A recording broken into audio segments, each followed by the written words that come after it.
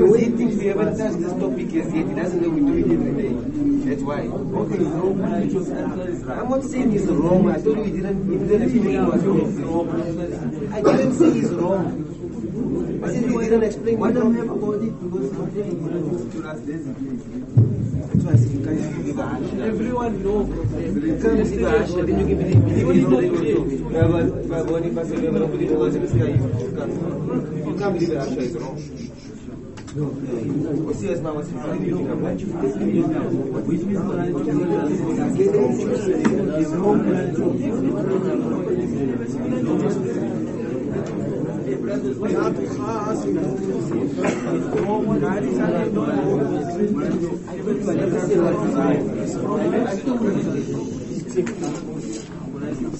I told you I never said it's wrong, Milani.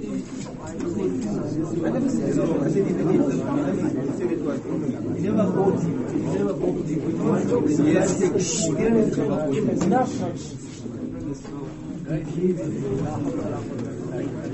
Where's the water? Where's the water? The problem is that is not there's a problem with one that is the water which was but if you don't know it, it's necessary. I wasn't looking for it.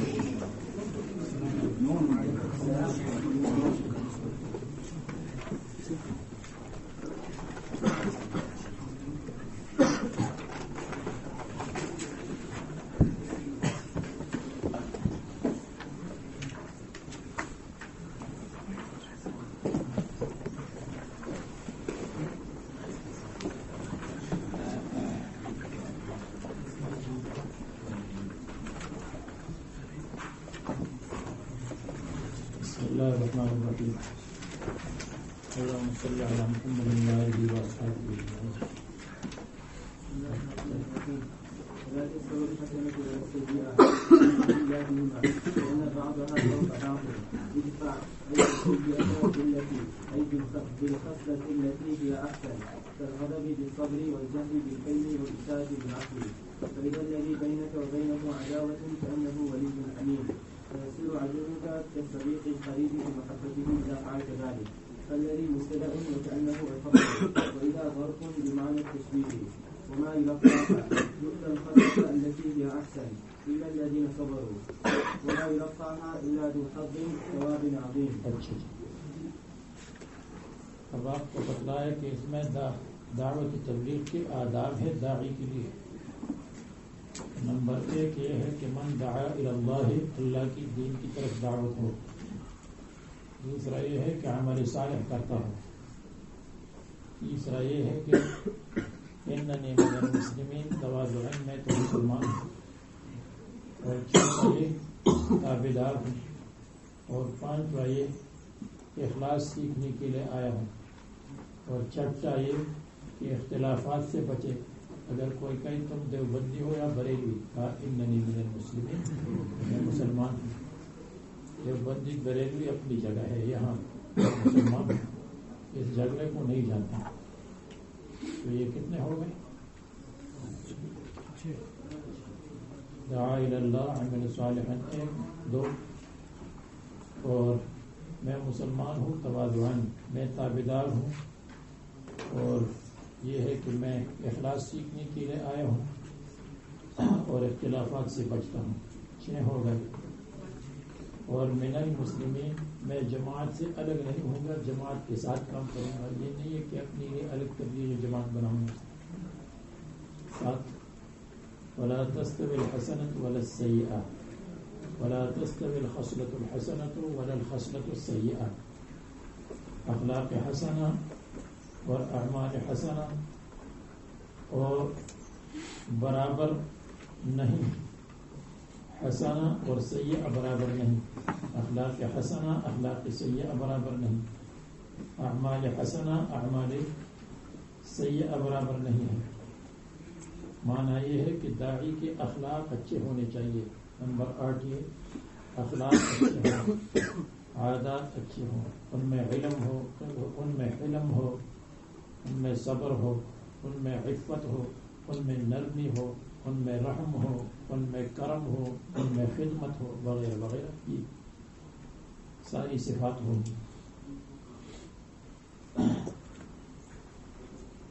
جزئیاتہما، حسنہ اور سیئہ اپنی جزئیات کے اندر اور اپنے افراد کے اندر برابر نہیں ہے. لأن بعضها فوق بعض، بعض حسنہ دوسرے حسنے سے اونچا ہے. یعنی رخصت بھی حسنہ ہے، عزیمت بھی حسنہ ہے، لیکن عزیمت رخصت سے.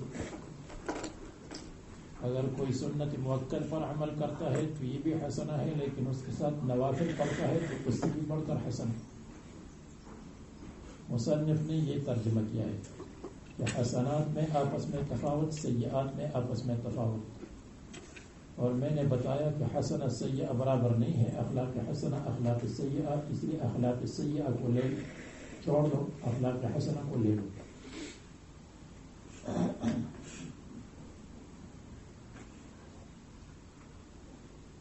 حدیث میں آتا ہے کہ آدمی اخلاق حسنہ کے ذریعے سے قائم اللیل اور صائم النہار کی درجے تک پہنچتا ہے.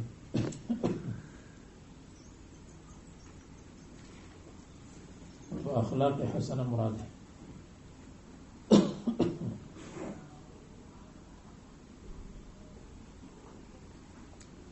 بہت احادیث اس کے ذیل میں آئی ہیں اخلاق حسنہ کی تعریف میں کہ خلق حسن ہونا چاہیے. وَإِنَّكَ لَعَلَىٰ خُلُقٍ عَظِيمٍ. اب نمبر 9، ادفع بالتي هي احسن فإذا الذي، دفع کرو سیئہ اور برائی کو. اگر آپ کو کوئی تکلیف پہنچائے تو اس کو دفع کرو. بالتي هي احسن، بالخصلة التي هي احسن، بالعادة التي هي احسن، اس عادت کے ساتھ جو احسن ہے. تو یہ پیراگراف یہ ہوا کہ داعی کو انتقام نہیں لینا چاہیے.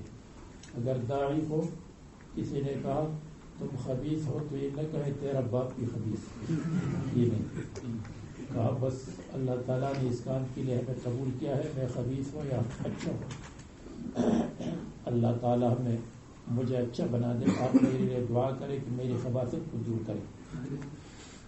تو یہ ولا ادفع باللتی ہی احسن، دفع کرو سیئہ کو باللتی، بالخصلۃ التی ہی احسن. جیسے غصے کو دفع کرو صبر کے ساتھ. اگر تیرے خلاف کوئی جہالت کا مظاہرہ کرے تو اس کو دفع کرو بالحلم، حلم کے ساتھ. تیرے ساتھ کوئی برائی کرے تو اس کو معاف کرو. تجھ سے انتقام لے تو اس کو معاف کرو. تیرے ساتھ بخل کا معاملہ کرے تو آپ اس کے گھر گئے اور کچھ بھی نہیں کھلائے پلائے تو آپ سخاوت کریں. بخل کے مقابلے میں سخاوت کرو.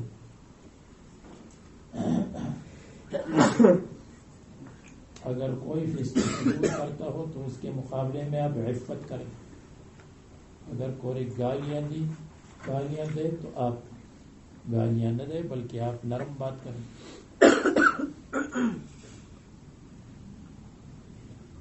فَإِذَا الَّذِي بَيْنَكَ وَبَيْنَهُ، پس اس وقت، یعنی اذا اگر مفاجاتیہ ہو تو اچانک کے معنی میں ہے، اور مصنف نے اذا کو ظرف بنایا ہے تشبیہ کے لیے. یعنی كَأَنَّهُ وَلِيٌّ حَمِيمٌ، وہ دوست مخلص بن جائے گا. کس وقت؟ اذا الذی بینک وبینہ عداوۃ، وہ آدمی کہ آپ کے اور اس کے درمیان دشمنی ہے. تو اس وقت جب آپ صبر کریں گے تو ولی حمیم بن جائے گا. یعنی فیصیر عدوک کالصدیق القریب، آپ کا دشمن اس دوست کی طرح بن جائے گا القریب، جو قریب ہے. ولی کے معنی دوست اور حمیم کے معنی قریب فی المحبت. حمیم اس دوست کو کہتے ہیں جو آپ کی دوستی میں جوش رکھتا ہے. حمیم اس گرم پانی، ابلتی ہوئی پانی کو کہتے ہیں جو پانی ابل رہا ہو. وہ ہے کہ وہ جوش مارتا ہوگا آپ کی دوستی میں. اذا فعلت ذالک، جب آپ یہ کام کریں گے. تو یہ الذی مبتدا ہے، بینک و بینہ صلہ ہے، موصول صلے سے مل کر مبتدا. کأنہ ولی حمیم، یہ اس کی خبر ہے. اور اذا ظرف ہے معنی تشبیہ کے لیے، یعنی کأنہ یعنی یشبہ ہوا بالولی، وہ مشابہ ہوگا ولی کے ساتھ. اذا فی ذالک الوقت، اس وقت یعنی جب آپ دوستی، جب آپ اس کو معاف کریں گے، آپ سخاوت کریں گے اور آپ ان کے ساتھ نرمی کریں گے، رحم و شفقت کریں گے، تو اس وقت. تو اذا ظرف ہے تشبیہ کے معنی کے لیے. وَالَّذِي بَيْنَكَ، تو مصنف نے یہ ترجمہ کیا کہ الَّذِي بَيْنَكَ وَبَيْنَهُ عَدَاوَةٌ كَأَنَّهُ وَلِيٌّ حَمِيمٌ فِي ذَلِكَ الْوَقْتِ. اذا کو ذَلِكَ الوقت کے معنی میں بنایا اور تشبیہ کے لیے ظرف بنایا. اور یہ اذا الذی بینک اس کی طرف مضاف ہے، تو گوئے کہ مضاف الیہ کے لیے مضاف ظرف بن گئے.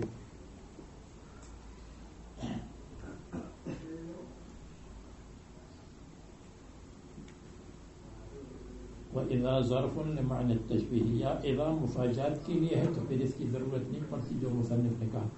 اذا حرف مفاجات اور الذی بینک و بینہ. اگر کوئی اشکال کرے کہ جب آپ رحم و کرم کا معاملہ کریں گے تو پکا دشمن دوست بن جائے گا، یہ قاعدہ تو ٹوٹا ہے ابو جہل پر اور ابو لہب پر وغیرہ وغیرہ. رسول اللہ صلی اللہ علیہ وسلم ان کے ساتھ نرمی کرتے تھے اور پھر بھی وہ دوست نہیں بنے. جواب یہ ہے کہ کلام جاہل میں ہے، معاند میں نہیں ہے. معاند جب عناد کرتا ہو تو اس کا کوئی علاج نہیں ہے اور وہ معاندین تھے. اور اللہ تعالیٰ نے اس قید کو دوسری جگہ بیان فرمایا ہے، جادلہم باللتی ہی احسن الا الذین ظلموا. جو ظالم ہیں ان کے ساتھ اگر اچھے طریقے پر آپ مجادلہ اور بحث کریں گے تو تب بھی کام نہیں دے گا، اس لیے کہ وہ حد سے گزر چکے ہیں. سورہ عنکبوت آیت نمبر 46 میں دیکھیں. تو یہ بہت اہم دفعہ ہے تبلیغ والوں کے لیے. اذا الذی بینک و بینہ عداوۃ وما یلقاها الا الذین صبروا وما یلقاها، اور یہ عادت نہیں دی جاتی مگر ان لوگوں کو صبروا جو صبر کرتے ہیں. یعنی جن کے پاس صبر ہوگا تو اس میں رحم بھی ہوگا، شفقت بھی ہوگی، عفو بھی ہوگا، کرم بھی ہوگا، سخاوت بھی ہوگی. بنیاد صبر ہے. وما یلقاها وما یؤتی الخصلة التي هي احسن، یہ بہترین عادت نہیں دی جاتی. یہ یلقا اس کے اپنے معنی ہے، لقا یلقی، کوئی چیز سامنے لا کر ڈالنا اور دوسرے کا لینا. لقیتہ، میں نے وہ چیز اس کے سامنے ڈال دی، اس لیے کہ لقیہ یلقا سامنے اور ملاقات کو کہتے ہیں، سامنے ڈالنا تاکہ وہ لے لے. تو وما یلقاها، اس آئیے عادت سامنے نہیں ڈالی جاتی ہے، الا الذین صبروا، مگر صابروں کے دلوں میں یہ ڈالی جاتی ہے اور وہ لیتے ہیں.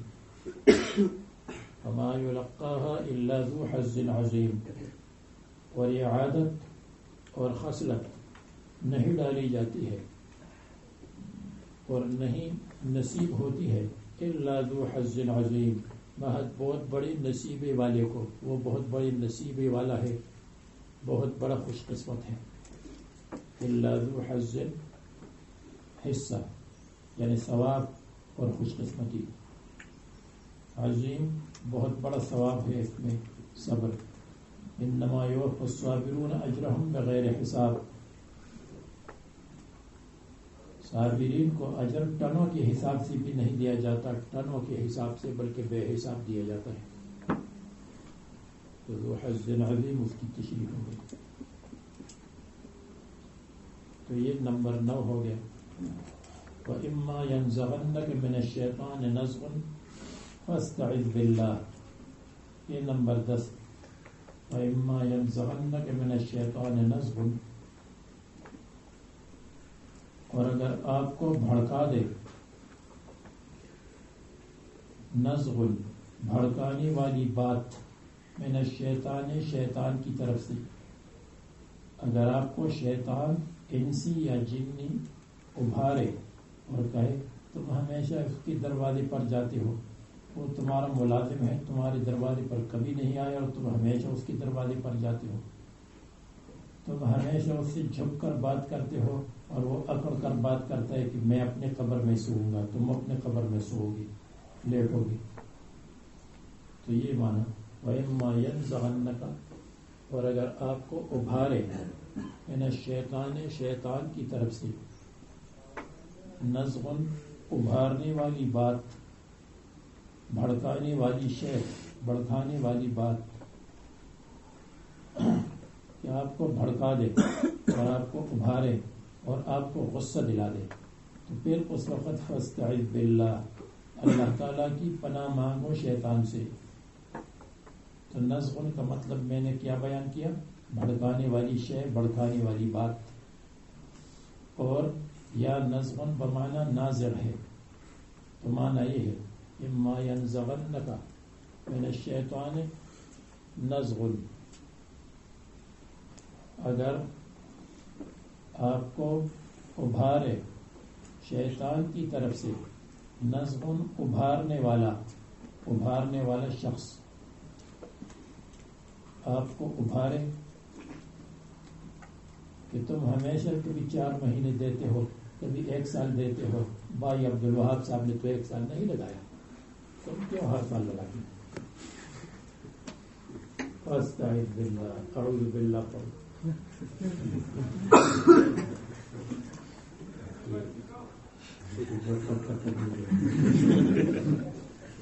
ما ینزغنک من، تو نزغن کا مطلب وہ ہے نازغ، اور جیسے نزغ کے لغوی معنی ہے جو چھری کا کنارہ ہے، وہ چھری کا کنارہ، اور یا نیزے کا کنارہ کسی کو لگانا، اس کو کہتے ہیں نزغ. اور اسی میں سے نازغ اس ڈاکٹر کو کہتے ہیں جو انجیکشن لگاتا ہو اور یا جو نشتر لگاتا ہو. نشتر چلے کسی پہ، تڑپتے ہیں ہم امیر، سارے جہاں کا درد ہماری جگر میں ہے، تو نشتر جو لگائے اس کو کہتے ہیں نزغ. تو اگر آج کل کے حساب سے ترجمہ کریں گے تو یہ مانا اگر آپ کو انجیکشن لگا دے، میں نے شیطان کی طرف سے شرارت کا انجیکشن لگا دے، شیطان کی طرف سے شرارت کی طرف اشارہ ہے. نزغن کو انجیکشن لگانے والا، اور اگر نزغن انجیکشن کے معنی میں ہو تو یہ معنی ہوگا کہ اگر آپ کو لگ جائے شیطان کی طرف سے کوئی انجیکشن والی بات آپ کو لگ جائے، فاستعذ باللہ، تو اعوذ باللہ پڑھو. تو نزغن کی لغوی معنی میں نے آپ کو بتا دیا کہ نزغ کس کو کہتے ہیں اصل میں.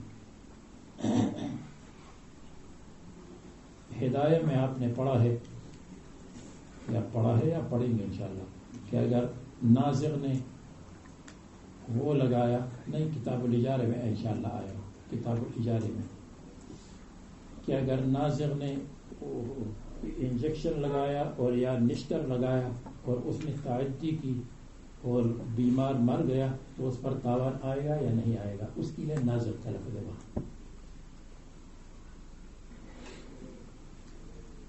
تو اگر آپ کو شیطان کی طرف سے انجیکشن لگانے والا انجیکشن لگا لے،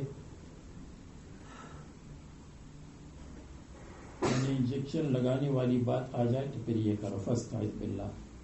تو یہ معنی دوسروں کے سامنے نہیں، اپنے سمجھنے کے لیے کر لو، لیکن پہلا معنی ابھارنے والی بھڑکانے والی بات یہ مفسرین نے لکھی.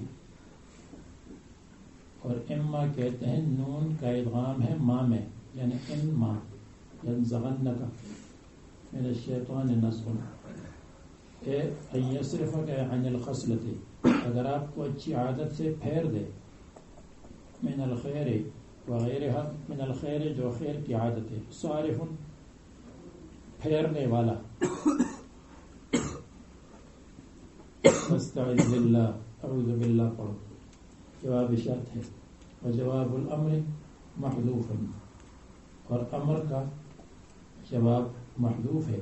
فاستعذ باللہ، اللہ سے پناہ مانگو، اللہ سے پناہ مانگو تو کیا نتیجہ ہوگا؟ یدفعہ عنک، یدفعہ عنک، اللہ تعالیٰ دفع کرے گا ہو اس نزغہ کو، ابھارنے والی بات، تکلیف والی بات، اور کیا نام ہے یہ انجیکشن اللہ تعالیٰ دفع کرے گا، اس کا اثر ختم کرے گا. اس لیے کہ آپ نے اعوذ باللہ پڑھی. انہ هو السمیع العلیم، اللہ تعالیٰ سمیع الاقوال ہے اور علیم الافعال ہے.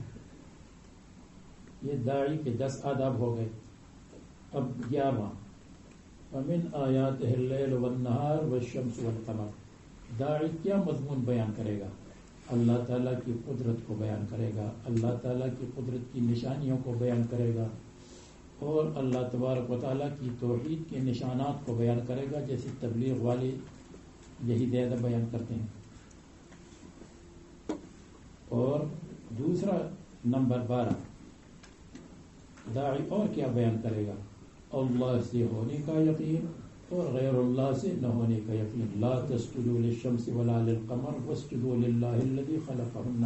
ایک اللہ سے ہونے کا یقین، واسجدوا للہ. غیر اللہ سے نہ ہونے کا یقین، یہ لا تسجدوا. ومن آیاتہ اللیل والنہار، اللہ تعالیٰ کی قدرت کے نشانات لیل و نہار ہے، شمس و قمر ہے. لا تسجدوا للشمس ولا للقمر. شمس و قمر کو سجدہ مت کرو، ان سے مدد مت مانگو. اگرچہ آپ کے دل میں آئے گا کہ شمس و قمر تو ہمیشہ سے چلتے ہیں، اس لیے یہ بہت مؤثر ہے، لیکن یہ مت کرو.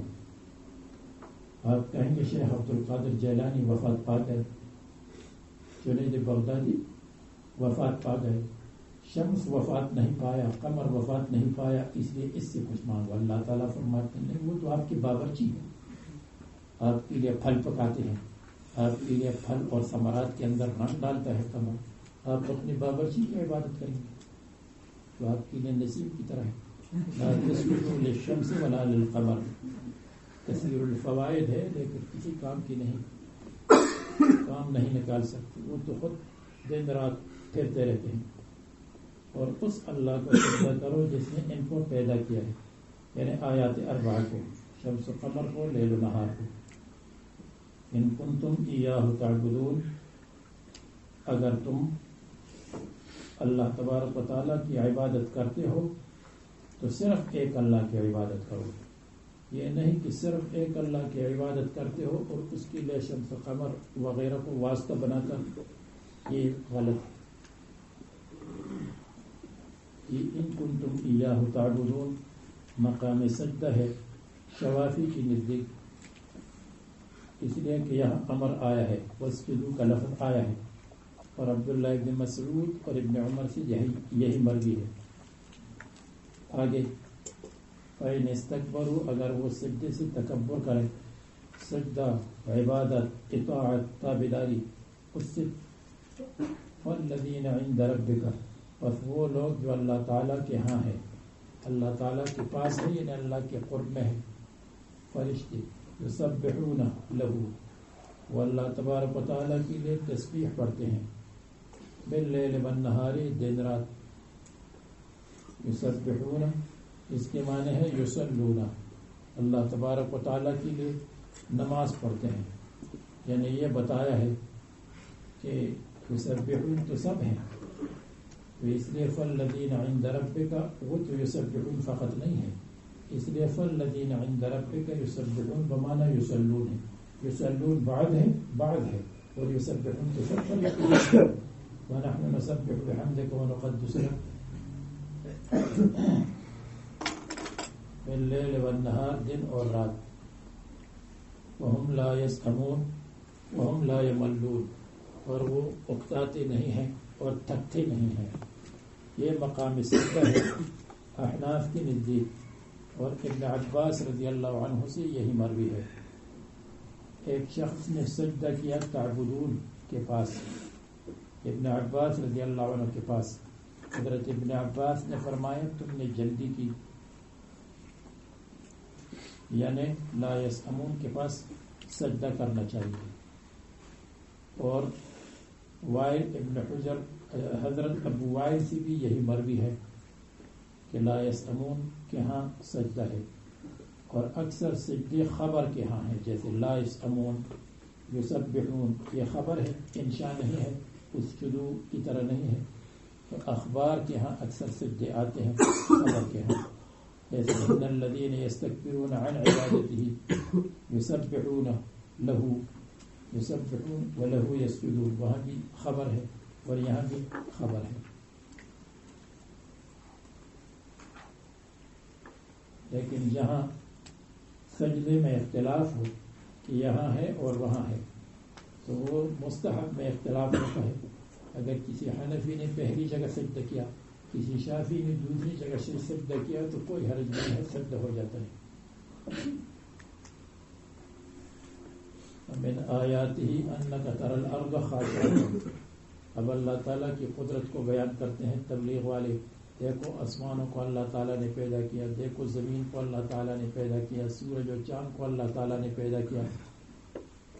کہ اللہ تعالیٰ کی قدرت کی نشانات. انک تری الارض خاشعۃ، کہ آپ زمین کو دیکھتے ہیں خاشعۃ یابسۃ سوکھی ہے، یا خاشعۃ دبی ہوئی ہے. اس لیے کہ جب زمین سوکھ جاتی ہے دب جاتی ہے، جب زمین پر بارش ہوتی ہے تو زمین اوپر آ جاتی ہے، ابھر جاتی ہے. اذا انزلنا علیہا الماء، جب ہم برساتے ہیں زمین پر پانی، اہتزت وربت. اہتزت یہ زمین ہل جاتی ہے، یعنی زمین بعد پانی کی وجہ سے اہتزت حرکت کرتی ہے. تحرکت اس لیے کہ جب اس کے اندر نباتات ہیں تو نباتات کو راستہ دینے کے لیے وہ زمین ہل جاتی ہے، ذرا پھٹ جاتی ہے اندر سے. اہتزت کا مطلب ہل جاتی ہے اور پھٹ جاتی ہے، اندر سے سوراخ ہو جاتے ہیں. وربت اور پھول جاتی ہے، ابھر جاتی ہے، پھول جاتی ہے زمین. ایک معنی یہ ہے. دوسرا معنی یہ ہے کہ اہتزت زمین لہلہاتی ہے. لہلہانے کو کہتے ہیں تحرکت. اور لہلہانا اکثر طالب علم نہیں جانتے، پہلے بھی میں نے آپ کو بتایا تھا. اگر لہلہانے کا معنی ہو تو زمین یعنی زمین کے نباتات ڈانس کرنے لگتے ہیں، کبھی ہوا ان کو ایک طرف کبھی ہوا دوسری طرف. تو جو ڈانس کرنا ہے اس کو کہتے ہیں لہلہانا، اردو میں ناچنا. اہتزت زمین یعنی زمین کے نباتات اہتزت حرکت کرتے ہیں، لہلہاتے ہیں، لہلہاتی فصلیں. وربت اور ترقی کرتی ہیں. ربا یربو ترقی اور زیادتی کو کہتے ہیں. ربا کو اس لیے ربا کہتے ہیں کہ اس میں زیادہ مال لیا جاتا ہے، اگرچہ وہ سبب نحوست ہے. تو اہتزت بالہواء وربت یعنی وہ ترقت اور ترقی کرتی ہے زمین یعنی فصل. مصنف نے پہلا معنی لیا اہتزت تحرکت، حرکت کرے تاکہ سوراخ ہو جائے نباتات کے نکلنے کے لیے. وربت اور انتفخت اس لیے کہ بارش کی وجہ سے زمین خمیری ہو جاتی ہے، اوپر اٹھ جاتی ہے. فعلت ان الذی احیاها، بے شک وہ اللہ جس نے زمین کو زندہ کیا، جس نے زمین کو زندہ کیا یعنی جس نے زمین کو سرسبز و شاداب بنایا. لمحی الموتى، مردوں کو بھی زندہ کرے گا. جب 40 سال عرش کی نیچے سے بارش برستی ہے تو وہ بارش برسنا اس طرح ہوگا جیسی زمین کے اوپر بارش برستی ہے. تو یہ مردے تر و تازہ ہو جائیں گے. تازہ ہونے کے بعد جب حضرت اسرافیل علیہ السلام دوسرا نفخہ پھونکیں گے تو تازگی کے بعد ہر ایک روح ہر ایک آدمی میں اپنی اپنی روح داخل ہو جائے گی.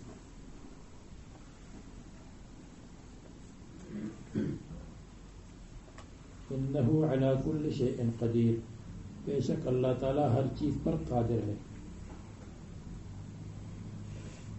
ایک معنی اہتزت کا یہ بھی ہے کہ جو اندر نبات ہے اہتزت وہ حرکت کرتا ہے. وربت اور اوپر آ جاتا ہے، ربط اوپر آ جاتا ہے، یہ بھی ایک معنی ہے.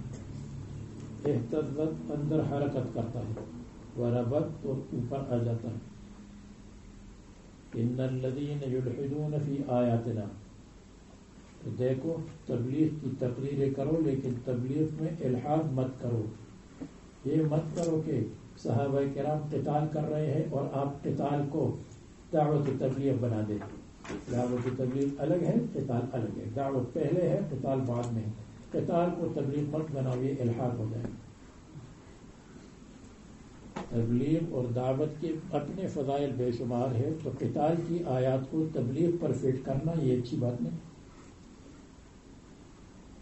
بے شک وہ لوگ یلحدون فی آیاتنا، جو کجروی کرتے ہیں، ٹیڑے چلتے ہیں، فی آیاتنا ہماری آیات میں. اس کا ایک مطلب الحد یلحد و الحاد کے معنی ہے ٹیڑا چلنا، اور مصنف نے یہ معنی بیان کیا ہے یلحدون فی آیاتنا، آیات کی تکذیب کرتے ہیں. تکذیب کرنا ٹیڑا چلنا ہے، سیدھے راستے پر چلنا نہیں. اور جو میں نے بتایا تو اس میں یہ ہوگا یلحدون فی آیاتنا، قرآن کریم کی آیات کی باطل تعویلات کرتے ہیں، غلط تعویلات کرتے ہیں. الحدہ اور لحدہ، لحد کو لحد اس لیے کہتے ہیں کہ وہ گویا کہ سیدھا نہیں ہوتا، جانب ایک جانب ہوتا ہے. لا یخفون علینا، وہ ہم پر مخفی نہیں ہے کہ کون کون ہے. فنجازیہم، ہم ان کو بدلہ دیں گے، ہم ان کو جزا دیں گے. افمن یلقی فی النار، یعنی ایفتخرون، یا یہ فخر کرتے ہیں کہ ہم نے یہ تعبیر کی، یہ تعبیر کی. فمن یلقی فی النار، جس کو نار میں ڈالا جائے گا، خیر وہ بہتر ہے. ام من یأتی آمنا، یا وہ جو آئے گا قیامت میں آمنا امن والا، جیسے حضرت عمار، حضرت حمزہ، حضرت عثمان. اور یلقی فی النار ابو جہل، ابو لہب. اعملوا ما شئتم، جو چاہے کر لو، کرتے رہو، کفر معاصی. اللہ تعالیٰ بے شک تمہارے اعمال پر بصیر اور بینا اور دانا ہے. ویجازیکم، یہ تہدید اور ڈانٹنا ہے. یقیناً وہ لوگ جو کفر کرتے ہیں بالذکر، انکار کرتے ہیں قرآن کریم سے، معاندین. لما جاءہم، جب ان کے پاس قرآن کریم آیا، تو نجازیہم، ہم ان کو بدلہ دیں گے. یہ مقدر.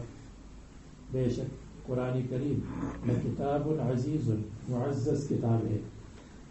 مصنف نے کہا منیع، قوی، مضبوط. منیع مانع عن المعارضین، عن معارضۃ المعارضین، کوئی اس کا مقابلہ نہیں کر سکتا. لا یأتیہ الباطل من بین یدیہ ولا من خلفہ. لا یأتیہ التحریف، اس میں تحریف نہیں چل سکتی. من بین یدیہ ولا من خلفہ، نہ سامنے سے اور نہ پیچھے سے. اگر کھلم کھلا تک کوئی تحریف کرے تو وہ بھی نہیں چل سکتی، اور اگر چھپی ہوئی تحریف کرے تو وہ بھی نہیں چل. چھپی ہوئی تحریف کرے مطلب یہ ہے کہ کھلی ہوئی تحریف نہ ہو، چھپی ہوئی تحریف ہو، وہ بھی نہیں چل سکتی. اگر ایک معنی آیت کریمہ کا معنی بتایا اور وہ بہت اچھا معنی ہے لیکن احادیث مرفوعہ کے خلاف ہے تو وہ بھی نہیں چل سکتا. تو باطل کا مطلب تحریف، تحریف بالنقصان نہیں، تحریف بالزیادت نہیں، تحریف بمعنی تبدیل نہیں ہے، تحریف بالترتیب نہیں ہے. یہ چاروں قسم کی تحریفات قرآن کریم میں نہیں ہو سکتی. نقصان، زیادت، تبدیل، ترتیب. تبدیل کا مطلب ایک لفظ کی جگہ دوسرا لفظ رکھے. اگر کوئی کہے الحمدللہ رب العالمین، الشکر للہ عالمین رب العالمین، یہ بھی نہیں چلے گا. من بین یدیہ ولا من خلفہ، اس کے کیا معنی ہے؟ ایک معنی یہ ہے کہ لا لیس قبلہ کتاب یکذبہ لا بعدہ. قرآن کریم مصنف نے باطل سے تکذیب مراد لی، تکذیب. تو پھر معنی یہ ہوا کہ اس میں تکذیب نہیں آ سکتی. من بین یدیہ، سابقہ کتابوں نے بھی قرآن کی تکذیب نہیں کی. ولا من خلفہ، اور اس کے بعد بھی کوئی کتاب نہیں ہے جو اس کی تکذیب کرے.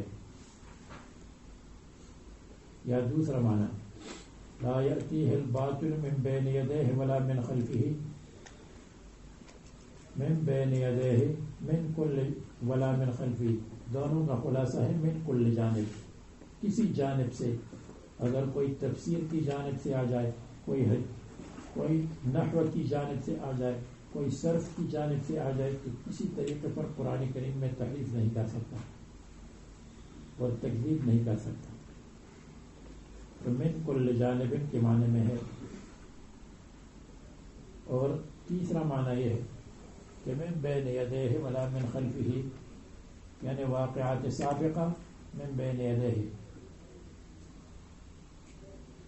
اور یا من بین یدیہ واقعات آتیہ ولا من خلفہ، اور واقعات سابقہ، واقعات آتیہ اور واقعات سابقہ، اس کی روشنی میں کوئی قرآن کی تجدید نہیں کر سکتا، بلکہ سب قرآن کریم کی تصدیق کریں گے، واقعات آتیہ اور واقعات سابقہ.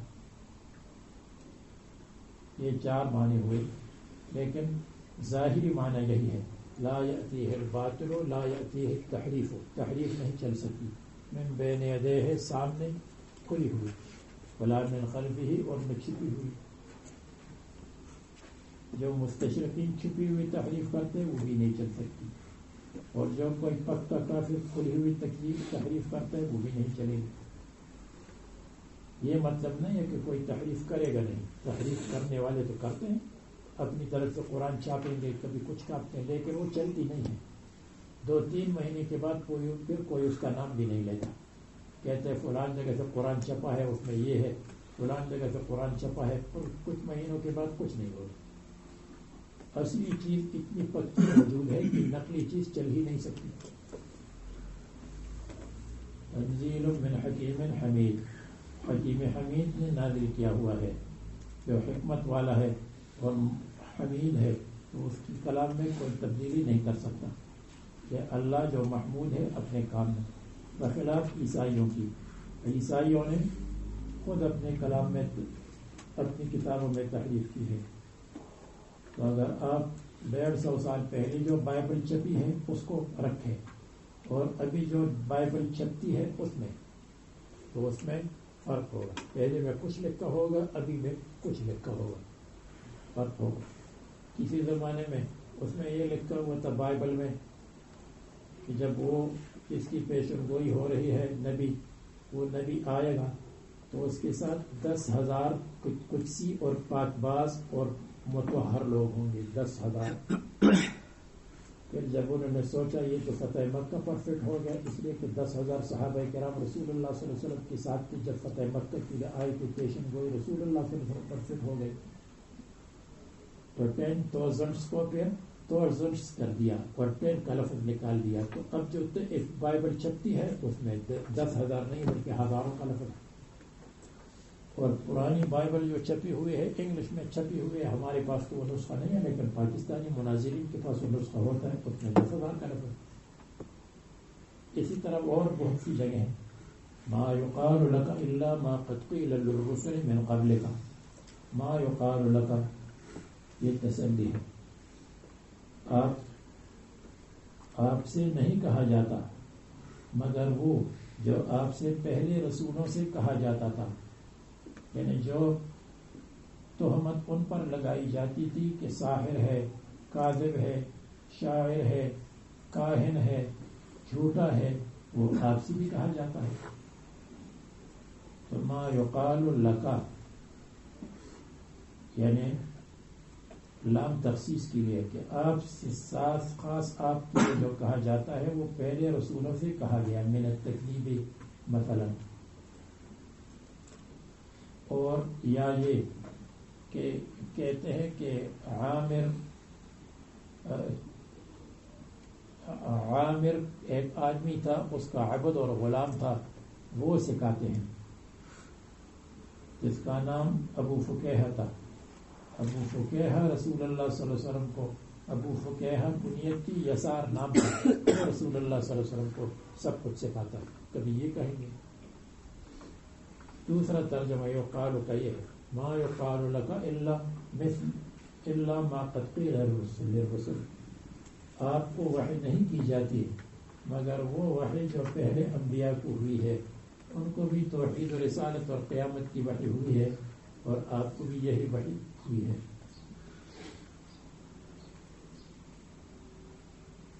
ان ربک لذو مغفرۃ، بے شک آپ کا رب مغفرت والا ہے مسلمانوں کے لیے، وذو عقاب علیم، اور دردناک عذاب والا ہے کافروں کے لیے۔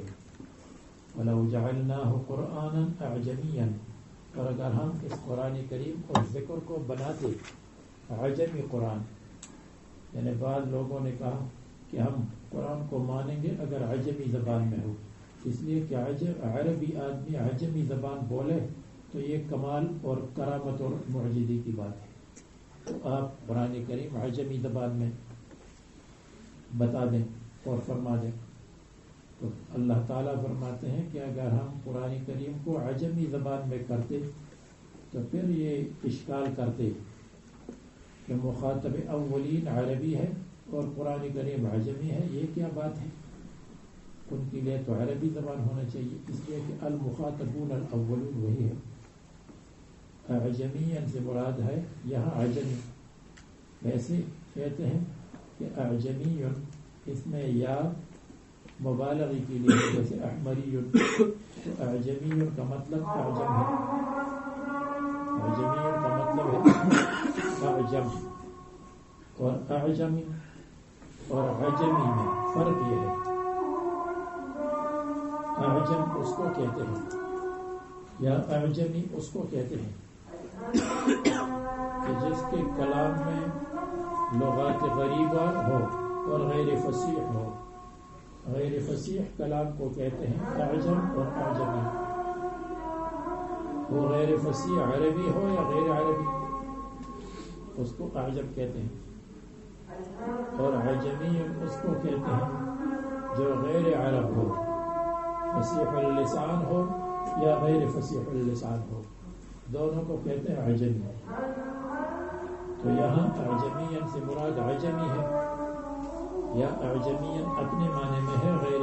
اگر ہم قرآن کریم کو اعجمی بناتے، یعنی قرآن کریم غیر فصیح ہوتا، غیر فصیح کلام ہوتا، تو یہ کہتے لقالوا، تو یہ لوگ کہہ دیتے لولا فصلت آیاتہ،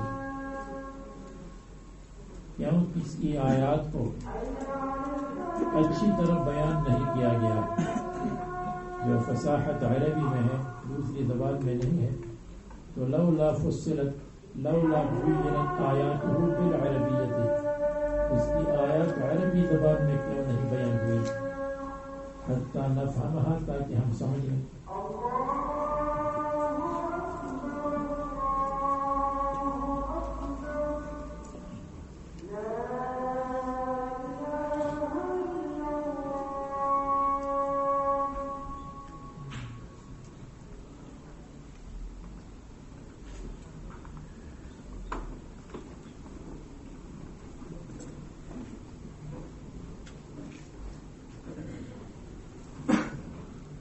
اگر ہم قرآن کریم کو عجمی زبان میں کرتے تو یہ کہتے کہ لولا بینت آیاتہ بیانا شافیا بالعربیت، لغت عرب میں اس کی آیات کو کیوں بیان نہیں کیا گیا تاکہ ہم سمجھ لیں۔ اعجمی و عربی، یا قرآن کریم اعجمی ہے یعنی عجمی ہے یا غیر فصیح ہے، و نبی العربی، اور نبی عربی ہے۔ یہ استفہام انکار ہے، منہم ان کی طرف سے، استفہام و انکار، یعنی پھر وہ انکار کرتے کہ عجیب بات ہے، عربی نبی ہے تو عجمی زبان میں قرآن، اور یہ وہی بتحقیق الحمزۃ الثانیہ، حمزہ ثانیہ کی تحقیق کے ساتھ ہے، یعنی اعجمی بتحقیق الحمزۃ الثانیہ، وقلبها الفا، اور اس کو الف بنا دیں اشباع تسہیل کے ساتھ، ودونہ بغیر تسہیل، اشباع سے مراد تسہیل ہے، تسہیل کے ساتھ اور بغیر تسہیل کے۔ قل هو للذین آمنوا ھدی، آپ کہہ دیں کہ یہ ایمان والوں کے لیے ہدایت ہے، وشفاء، اور جہالت سے شفا ہے. اور جو لوگ ایمان لاتے ہیں فی آذانہم وقر، ان کے کانوں میں ثقل ہے، ان کے کانوں میں بہرا پن ہے. فلا یسمعونہ، سنتے نہیں ہیں، اگر سن لے تو قبول نہیں کرتے. وہو علیہم عمن، اور یہ قرآن کریم ان پر نابینا ہے، نابینائی ہے. عما کہتے ہیں نابینا ہونا، نابینا ہونے کو کہتے ہیں. فلا یفہمونہ، بس اس کو نہیں سمجھ سکتے.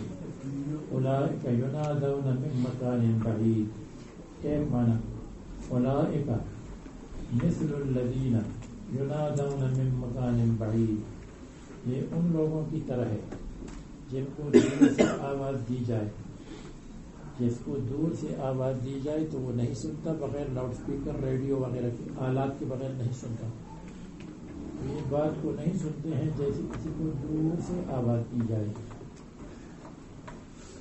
کیا معنی یہ ہے کہ اولئک ینادون فی القیامۃ من مکان بعید، ان کو آواز دی جائے گی دور جگہ سے قیامت میں کہ اے اشقیاء اور اے فلان اور اے فلان جہنم میں داخل ہو جاؤ.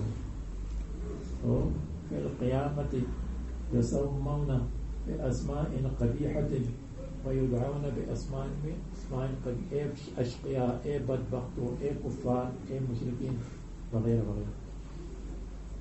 اے ہم، مصنف نے پہلے معنی کو لیا، اے ہم کالمنادی من مکان بعید، ایسے ہیں جیسے مکان بعید سے کسی کو آواز دی جائے.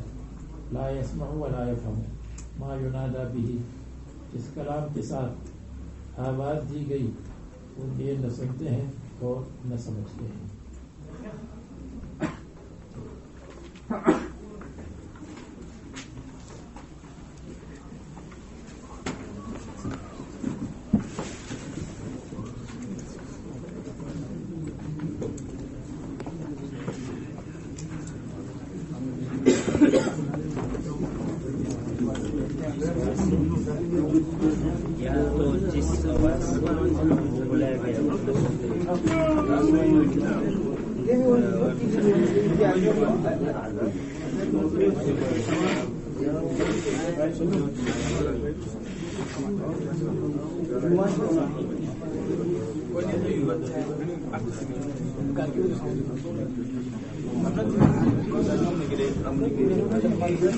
Gracias.